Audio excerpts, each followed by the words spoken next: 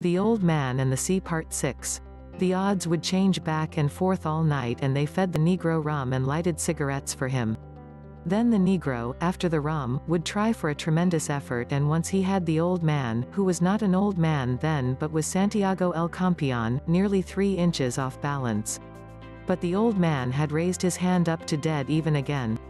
He was sure then that he had the Negro, who was a fine man and a great athlete, beaten. And at daylight, when the bettors were asking that it be called a draw and the referee was shaking his head, he had unleashed his effort and forced the hand of the Negro down and down until it rested on the wood. The match had started on a Sunday morning and ended on a Monday morning. Many of the bettors had asked for a draw because they had to go to work on the docks loading sacks of sugar or at the Havana Coal Company. Otherwise everyone would have wanted it to go to a finish. But he had finished it anyway, and before anyone had to go to work. For a long time after that everyone had called him the champion, and there had been a return match in the spring. But not much money was bet, and he had won it quite easily since he had broken the confidence of the Negro from Cienfuegos in the first match. After that he had a few matches and then no more. He decided that he could beat anyone if he wanted to badly enough, and he decided that it was bad for his right hand for fishing. He had tried a few practice matches with his left hand. But his left hand had always been a traitor and would not do what he called on it to do, and he did not trust it. The sun will bake it out well now, he thought. It should not cramp on me again unless it gets too cold in the night. I wonder what this night will bring. An airplane passed overhead on its course to Miami, and he watched its shadow scaring up the schools of flying fish. With so much flying fish there should be dolphin, he said, and leaned back on the line to see if it was possible to gain any on his fish. But he could not, and it stayed at the hardness and water drop shivering that preceded breaking. The boat moved ahead slowly, and he watched the airplane until he could no longer see it. It must be very strange in an airplane, he thought. I wonder what the sea looks like from that height? They should be able to see the fish well if they do not fly too high. I would like to fly very slowly at 200 fathoms high and see the fish from above. In the turtle boats I was in the cross trees of the masthead, and even at that height I saw much. The dolphin look greener from there, and you can see their stripes and their purple spots, and you can see all of the school as they swim. Why is it that all the fast-moving fish of the dark current have purple backs and usually purple stripes or spots? The dolphin looks green, of course, because he is really golden. But when he comes to feed, truly hungry, purple stripes show on his sides as on a marlin. Can it be anger, or the greater speed he makes that brings them out? Just before it was dark, as they passed a great island of sargasso weed that heaved and swung in the light sea as though the ocean were making love with something under a yellow blanket, his small line was taken by a dolphin. He saw it first when it jumped in the air, true gold in the last of the sun, and bending and flapping wildly in the air. It jumped again and again in the acrobatics of its fear, and he worked his way back to the stern, and crouching and holding the big line with his right hand and arm, he pulled the dolphin in with his left hand, stepping on the gained line each time with his bare left foot. When the fish was at the stem, plunging and cutting from side to side in desperation, the Old Man leaned over the stern and lifted the burnished gold fish with its purple spots over the stern. Its jaws were working convulsively in quick bites against the hook, and it pounded the bottom of the skiff with its long flat body, its tail and its head until he clubbed it across the shining golden head until it shivered and was still. The Old Man unhooked the fish, rebaited the line with another sardine, and tossed it over. Then he worked his way slowly back to the bow. He washed his left hand and wiped it on his trousers. Then he shifted the heavy line from his right hand to his left and washed his right hand in the sea while he watched the sun go into the ocean and the slant of the big cord. He hasn't changed at all, he said. But watching the movement of the water against his hand, he noted that it was perceptibly slower. I'll lash the 2 oars together across the stern, and that will slow him in the night, he said. He's good for the night, and so am I. It would be better to gut the dolphin a little later to save the blood in the meat, he thought. I can do that a little later and lash the oars to make a drag at the same time. I had better keep the fish quiet now and not disturb him too much at sunset. The setting of the sun is a difficult time for all fish. He let his hand dry in the air, then grasped the line with it and eased himself as much as he could and allowed himself to be pulled forward against the wood so that the boat took the strain as much, or more, than he did. I'm learning how to do it, he thought. This part of it anyway. Then too, remember he hasn't eaten since he took the bait and he is huge and needs much food. I have eaten the whole bonito. Tomorrow I will eat the dolphin. He called it Dorado. Perhaps I should eat some of it when I clean it. It will be harder to eat than the bonito. But then, nothing is easy. How do you feel, fish? He asked aloud. I feel good and my left hand is better and I have food for a night and a day. Pull the boat, fish. He did not truly feel good because the pain from the cord across his back had almost passed pain and gone into a dullness that he mistrusted. But I have had worse things than that, he thought. My hand is only cut a little and the cramp is gone from the other. My legs are all right. Also now I have gained on him in the question of sustenance. It was dark now as it becomes dark quickly after the sun sets in September. He lay against the worn wood of the bow and rested all that he could. The first stars were out. He did not know the name of Rigel, but he saw it and knew soon they would all be out and he would have all his distant friends. The fish is my friend too, he said aloud. I have never seen or heard of such a fish. But I must kill him. I am glad we do not have to try to kill the stars. Imagine if each day a man must try to kill the moon, he thought. The moon runs away. But imagine if a man each day should have to try to kill the sun? We were born lucky, he thought. Then he was sorry for the great fish that had nothing to eat and his determination to kill him never relaxed in his sorrow for him.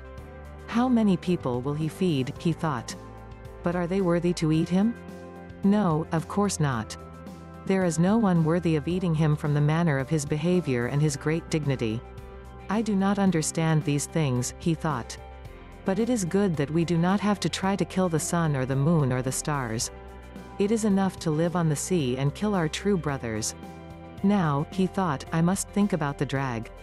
It has its perils and its merits. I may lose so much line that I will lose him, if he makes his effort and the drag made by the oars is in place and the boat loses all her lightness. Her lightness prolongs both our suffering, but it is my safety since he has great speed that he has never yet employed. No matter what passes I must gut the dolphin so he does not spoil and eat some of him to be strong. Now I will rest an hour more and feel that he is solid and steady before I move back to the stern to do the work and make the decision. In the meantime I can see how he acts and if he shows any changes. The oars are a good trick, but it has reached the time to play for safety. He is much fish still and I saw that the hook was in the corner of his mouth and he has kept his mouth tight shut. The punishment of the hook is nothing. The punishment of hunger, and that he is against something that he does not comprehend, is everything.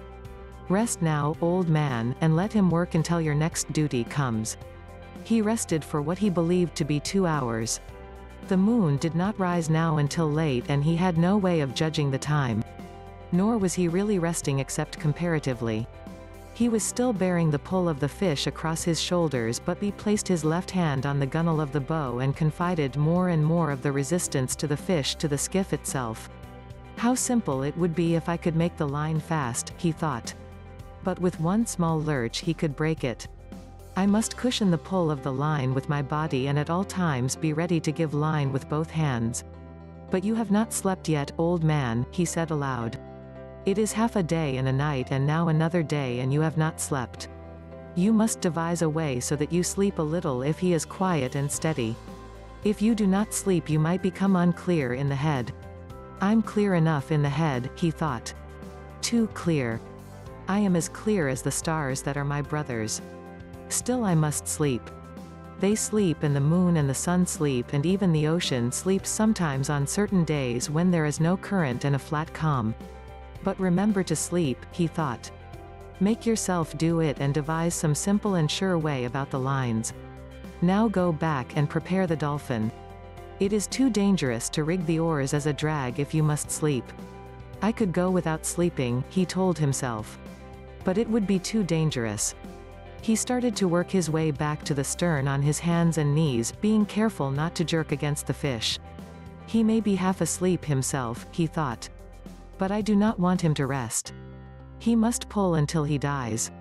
Rack in the stern, he turned so that his left hand held the strain of the line across his shoulders and drew his knife from its sheath with his right hand.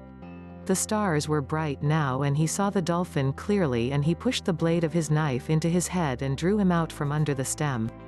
He put one of his feet on the fish and slid him quickly from the vent up to the tip of his lower jaw.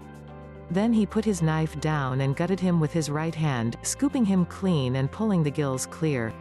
He felt the maw heavy and slippery in his hands and he slid it open. There were 2 flying fish inside. They were fresh and hard, and he laid them side by side and dropped the guts and the gills over the stem. They sank, leaving a trail of phosphorescence in the water. The dolphin was cold and a leprous gray-white now in the starlight, and the old man skinned one side of him while he held his right foot on the fish's head. Then he turned him over and skinned the other side and cut each side off from the head down to the tail. He slid the carcass overboard and looked to see if there was any swirl in the water. But there was only the light of its slow descent. He turned then and placed the 2 flying fish inside the 2 fillets of fish, and putting his knife back in its sheath, he worked his way slowly back to the bow. His back was bent with the weight of the line across it, and he carried the fish in his right hand. Rack in the bow, he laid the 2 fillets of fish out on the wood with the flying fish beside them. After that he settled the line across his shoulders in a new place and held it again with his left hand resting on the gunwale. Then he leaned over the side and washed the flying fish in the water, noting the speed of the water against his hand. His hand was phosphorescent from skinning the fish, and he watched the flow of the water against it. The flow was less strong, and as he rubbed the side of his hand against the planking of the skiff, particles of phosphorus floated off and drifted slowly astern. "He is tiring, or he is resting," the old man said. "Now let me get through the eating of this dolphin and get some rest and a little sleep." Under the stars and with the night colder all the time, he ate half of one of the dolphin fillets and one of the flying fish, gutted and with its head cut off. "What an excellent fish dolphin is to eat cooked," he said. "And what a miserable fish raw. I will never go in a boat again without salt or limes. If I had brains I would have splashed water on the bow all day, and drying, it would have made salt," he thought. But then I did not hook the dolphin until almost sunset. Still, it was a lack of preparation. But I have chewed it all well and I am not nauseated. The sky was clouding over to the east, and one after another the stars he knew were gone. It looked now as though he were moving into a great canyon of clouds, and the wind had dropped. "There will be bad weather in 3 or 4 days," he said. "But not tonight and not tomorrow. Rig now to get some sleep, old man, while the fish is calm and steady." He held the line tight in his right hand and then pushed his thigh against his right hand as he leaned all his weight against the wood of the bow. Then he passed the line a little lower on his shoulders and braced his left hand on it. "My right hand can hold it as long as it is braced," he thought. "If it relaxes in sleep, my left hand will wake me as the line goes out. It is hard on the right hand. But he is used to punishment. Even if I sleep 20 minutes or a half an hour, it is good." He lay forward, cramping himself against the line with all of his body, putting all his weight onto his right hand, and he was asleep. He did not dream of the lions, but instead of a vast school of porpoises that stretched for 8 or 10 miles, and it was in the time of their mating, and they would leap high into the air and return into the same hole they had made in the water when they leapt. Then be dreamed that he was in the village on his bed, and there was a norther, and he was very cold, and his right arm was asleep because his head had rested on it instead of a pillow. After that he began to dream of the long yellow beach, and he saw the first of the lions come down onto it in the early dark, and then the other lions came, and he rested his chin on the wood of the bows where the ship lay anchored with the evening offshore breeze, and he waited to see if there would be more lions, and he was happy.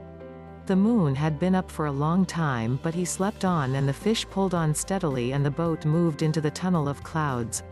He woke with the jerk of his right fist coming up against his face and the line burning out through his right hand. He had no feeling of his left hand, but he braked all he could with his right, and the line rushed out. Finally his left hand found the line, and he leaned back against the line, and now it burned his back and his left hand was taking all the strain and cutting badly. He looked back at the coils of line, and they were feeding smoothly. Just then the fish jumped, making a great bursting of the ocean and then a heavy fall. Then he jumped again and again, and the boat was going fast although line was still racing out, and the old man was raising the strain to breaking point and raising it to breaking point again and again. He had been pulled down tight onto the bow, and his face was in the cut slice of dolphin, and he could not move. This is what we waited for, he thought. So now let us take it. Make him pay for the line, he thought. Make him pay for it.